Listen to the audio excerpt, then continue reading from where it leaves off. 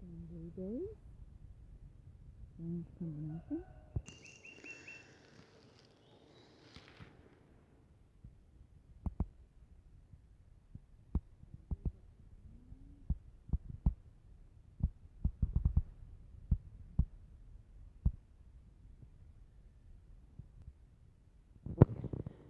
There's carrots in there.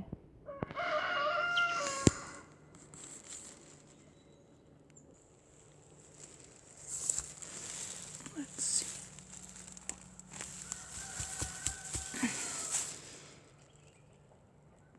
It's a handsome sized carrot. See, there's all sorts of food here. You'd think the chooks got out here, but it was me. I dug up raspberry bushes here, planted seeds. The soil was so great here, is so great. And every seed I planted hasn't, it's come up and survived the slaters, the slugs. So there's something really good in here, soil-wise. Really great sets of microbiology. And I've planted just, good perennial food plants for chooks here, like alfalfa, sunflowers, not that sunflowers perennial, some beans.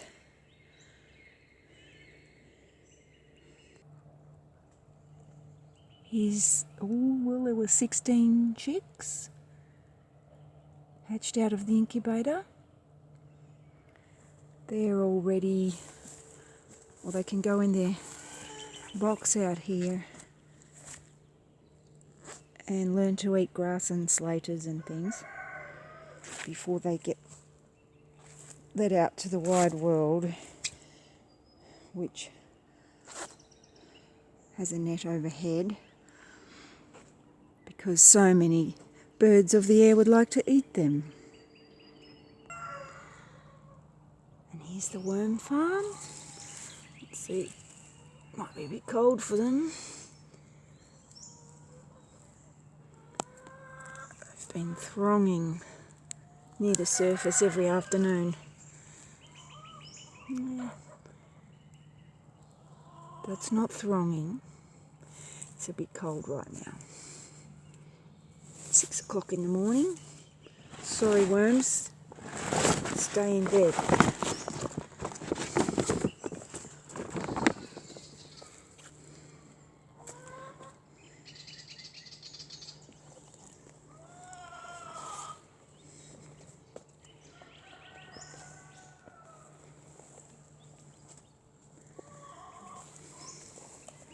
This is where mixed salad's been coming from for the market. And I just attacked all these lettuces. And there's a lot of coriander in there.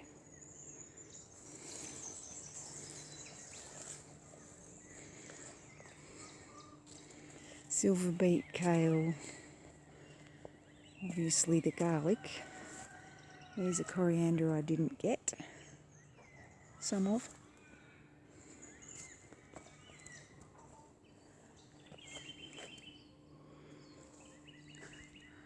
Hoping for some strawberries, and I won't even have to bend down because that's the idea of the huggle culture.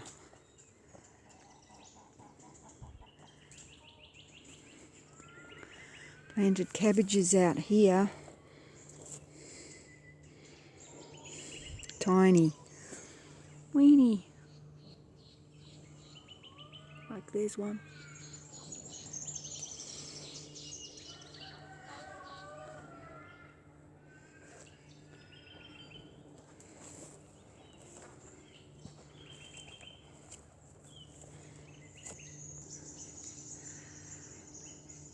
And here's the latest grazing area.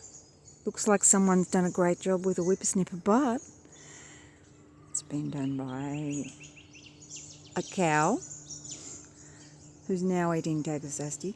Cows, 4 cows, 2 calves and 15 sheep a day later in quite an area.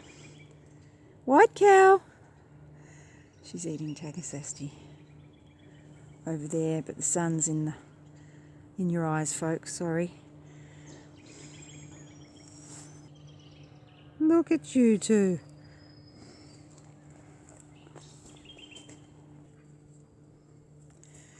This is my granny bonnet flower. There's a white one over there. Lobelia just coming out. Oh, the lime tree. We've been picking crate after crate every week for the market from this tree since March. It's now October, and they've already got a heap of new limes on and flowers. Kaffir lime.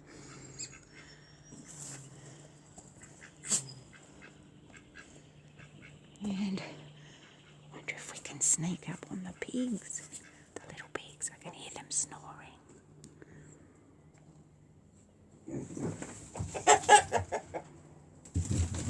Nope, we were. Oh, but that's their nest. Piggy pigs! Pig, pig, pig, pigs! They're too young. Hello, piggies! Hello, pigs! Hello, did I disturb your sleep? Oh, come and cuddle up again. It's a while before breakfast. How you going, pigs? Albie. And this is a crop of broad beans, peas, and hopefully there's some perennial grasses and alfalfa that'll last in here for the chooks.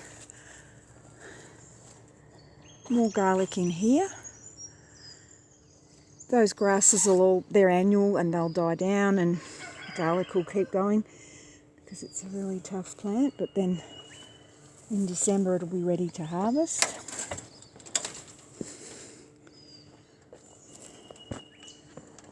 And here's where I'm planting out lots of cabbages for kimchi. So it's been a bit of a work here to get rid of the kike roots. But all through this section there's no kike. There's now wild radish, and that's very easy to pull out. Takes 2 minutes.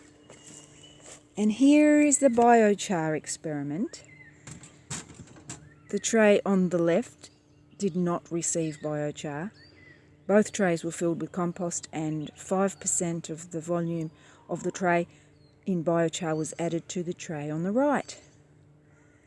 And yeah, you tell me, is biochar worth all that hype and all that research dollars?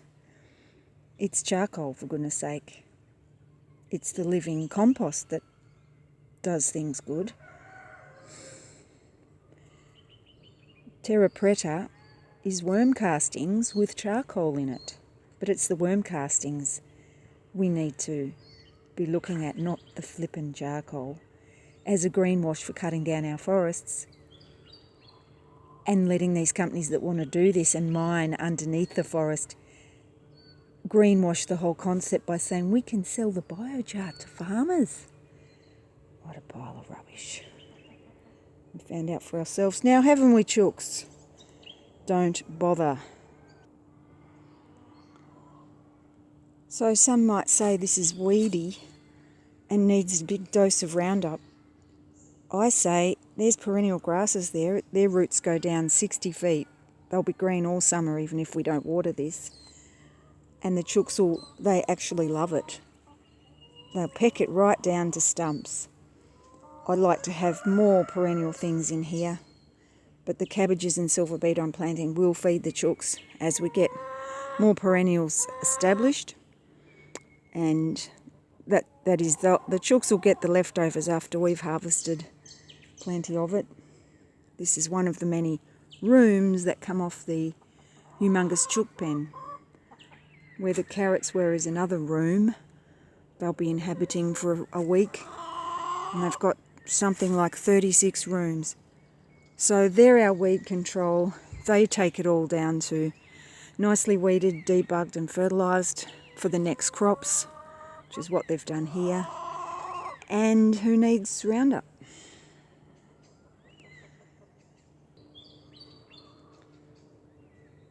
So this is apparently an experiment with nature. And I'm just so grateful for electric fencing.